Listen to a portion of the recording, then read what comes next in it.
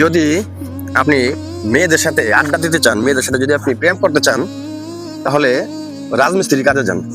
কারণ এই রাজমিস্ত্রির কাজে গেলে আপনি দেখবেন বিভিন্ন মহিলাদের সাথে আপনি আড্ডা দিতে পারবেন, কথা বলতে পারবেন, গল্প টল্প করতে পারবেন। তারপরে আশেপাশের বাড়িতে যদি কোনো সুন্দরী মেয়ে থাকে তাদের সাথে আপনি সম্পর্ক করতে পারবেন, কথা বলতে পারবেন। তো আমি আবার এটা প্রফেশনালি করি না, আমি রাজমিস্ত্রির কাজ ফাঁকে ফাঁকে করি। যেমন ধরেন আমি একটা চাকরি করি, সেই নিজস্ব একটা কাজ আছে, সেই কাজটা করি, আর ছুটির টাইমে আমি এই রাজমিস্ত্রির কাজগুলো করি আর কি। তো এই ঈদের ছুটি গেল, রোজার ঈদের যে ছুটিটা গেল, এই ছুটিতে আমি এক বাসায় কাজে গেছি, রাজমিস্ত্রির কাজে গেছি।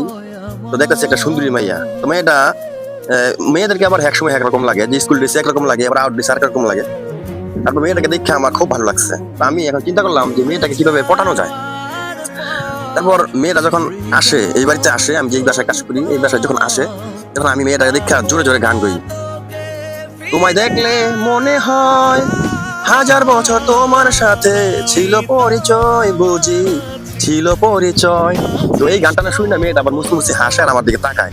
তো আমি এরপরে আবার আরেকটা গান ধরলাম। সেই গানটা হইলো, ওনা তোমার হাসির চোটে মরা মানুষ উঠে বেঁচে, জ্যান্ত মানুষ আবার মরে।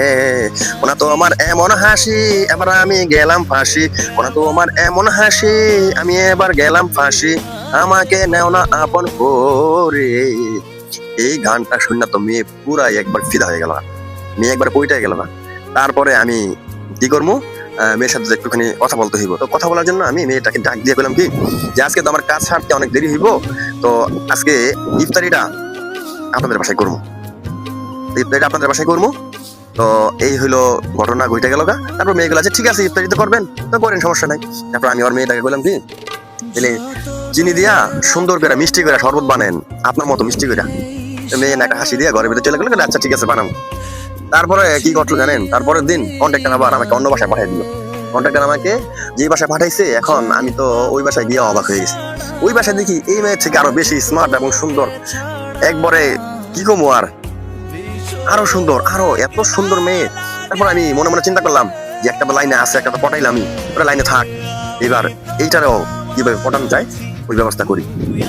তারপরে আমি এখন এই বাসায় সার গান গাইলাম না, এই বাসায় একটু ভিন্ন একটা সিস্টেম অবলম্বন করলাম। সিস্টেমটা হইলো, তারপরে একটুখানি পরে পরেই ফোন আসলে আসুক, না আসলে না আসুক, মোবাইলটা কানে না দিয়া তারপরে আমি বলতেছি কি, যে তোমরা বারে বারে খেলে আমার ফোন দিতেছো কেন?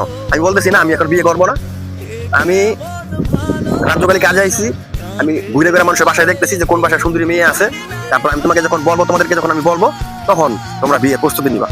এখন আমি বিয়ে করতে পারবো না, তখন আমি ফোন রাখলাম, দেখে আমি ফোন পকেটে রেখে দিলাম। এই কথাটা শুনে ওই মেয়ে মিষ্টি মিষ্টি আমার দিকে চাই আছে, হাসে, আর একবার আমার দিকে আসে, একবার ঘরের ভিতরে যায়। তারপরে ওই মেয়েটা পড়ে গেল না। তারপরে কি করবো, এই হলো ভাই ঘটনা। এখন আপনারা যদি মেয়ে পড়াতে চান, তাহলে আপনারা রাজ্যকালী কাজে যান। আমার মতো যদি ফুল টাইম না পারেন, পার্ট টাইম, যে আপনি অফিসের কোনো জব থাকলে সেই জবের পাশাপাশি, বা যদি স্টুডেন্ট থাকেন তাহলে স্টুডেন্ট শুক্র শনি দুদিন তো স্কুল বন্ধ, সেই দুদিনও স্কুল বন্ধ থাকে, তো সেই দুদিনও আপনারা কাজে যেতে পারবেন। এই ফাঁকে হলো আপনাদের মেইন একটা সুন্দর ইথিক্স, যে আপনারা রাজ্যকালী কাজে গেলে মেয়ে পড়াতে পারবেন ইনশাআল্লাহ।